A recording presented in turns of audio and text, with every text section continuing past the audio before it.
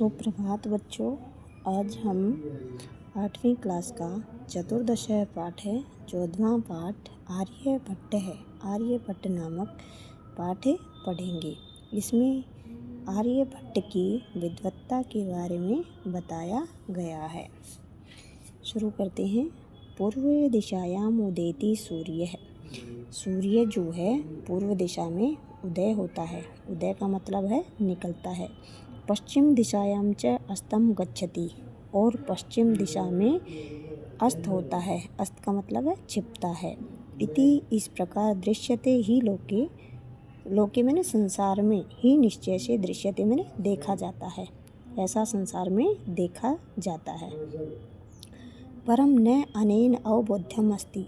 परम मैंने परंतु, न मैंने नहीं, अनेन इससे, अवबोध्यम अस्ति यह नहीं समझना चाहिए कि यत सूर्यो गतिशील है इति, कि सूर्य गतिशील है, अर्थात सूर्य चलता है। सूर्यो अचल है। सूर्य कैसा है? स्थिर है। सूर्य अचल है, चलता नहीं है, स्थिर है। पृथ्वी च चला, और पृथ्वी चलायमान है, गतिमान है। या स्वकीय अक्षे घूर्णति, जो अपने अक्ष पर घूमती है। इति इस प्रकार सांप्रतम अब सिद्धांत सुस्थापित है। ये सिद्धांत भली भांति स्थापित हो चुका है। सिद्धांतो अयम प्राथम्येन येन प्रवर्तित है। यह सिद्धांत सबसे पहले जिन्होंने प्रवर्तित किया, स आसीत महान गणितज्ञ ज्योतिर्विज्ञ आर्यभट्ट।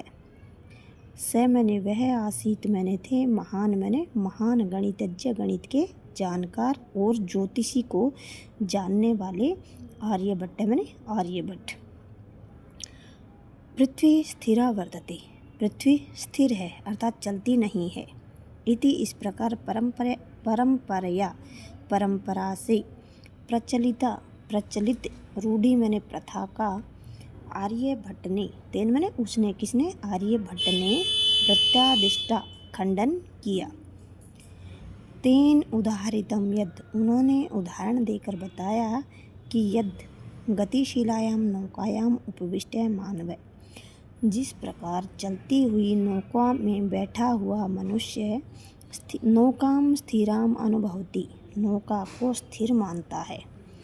अन्यान च पदार्थान गतिशीलान अवगच्छति, और दूसरे दिखने वाले पदार्थों को क्या जानता है? गतिशील, उन्हें चलता हुआ जानता है, और नौका को स्थिर जानता है, और दूसरे पदार्थों को चलता हुआ गतिशील जानता है। एवमेव इसी प्रकार गतिशीलायाम पृथिव्याम, इसी प्रकार गतिशील पृथ्वी में अवस्थित मानव, बैठा हुआ मनुष्य, पृथ्वीम स्थिराम अनुभवती, पृथ्वी को स्थिर मानता है। सूर्यादि ग्रहान च, और सूर्यादि ग्रहों को गतिशीलान वेति, गतिशील मानता है, चलता हुआ मानता है। कहने का तात्पर्य ये है कि पृथ्वी चलायमान है और सूर्य स्थिर है। 476 ख्रीस्ताब्दे आर्यभट्ट जन्म लब्धवान इति, 476 ईस्वी में आर्यभट्ट का जन्म हुआ। तेनैव विरचिते, उन्हीं के द्वारा, विरचिते मैंने रचे गए या लिखे गए, आर्यभट्टियम, उनकी किताब का नाम था आर्यभट्टियम। इत्यस्मिन् ग्रंथे उल्लिखितम, उस ग्रंथ में बताया गया है कि आर्यभट्ट का जन्म 476 ईस्वी में हुआ था। ग्रंथोयम तेन त्रयोविंशतितमे, यह ग्रंथ उन्होंने 23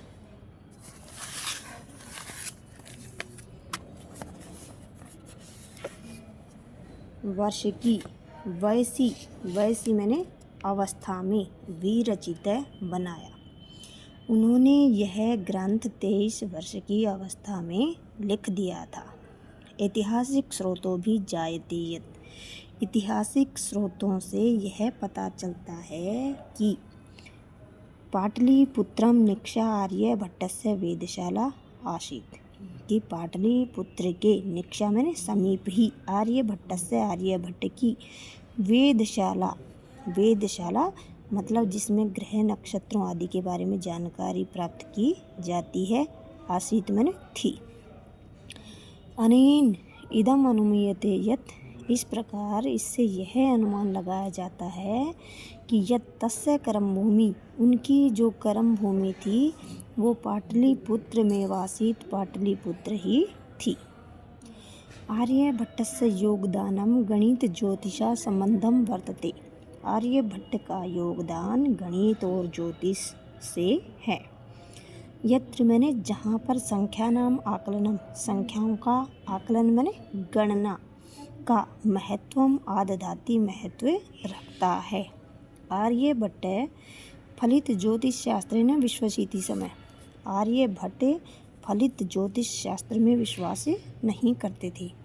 गणितीय पद्धता कृतम आकलनम आधृत्य, गणितीय पद्धति से कृतम मैंने किए हुए आकलनम, गणना को आधृत्य एवं आधार बनाकर ही, तेन उन्होंने प्रतिपादितम, यत् प्रतिपादित किया कि यद ग्रहणे, जो ग्रहण होता है ना, उसमें राहु के केतु नामक, राहु और केतु नाम के दानवौ नास्ति कारणम, उसका मतलब कि राहु और केतु नाम के जो राक्षस हैं वो ग्रहण का कोई कारण नहीं है।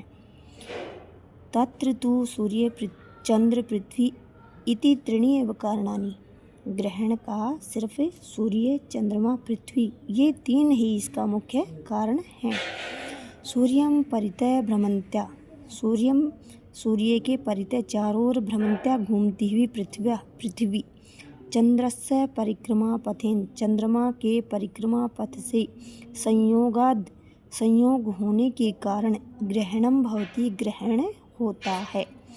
यदा पृथिव्याः छायापातेन, जब पृथ्वी की छाया पड़ने से चंद्रस्य प्रकाशः अवरुध्यते, जब चंद्रमा का प्रकाश रुक जाता है, तदा चंद्रग्रहणं भवति, तब चंद्रग्रहण होता है।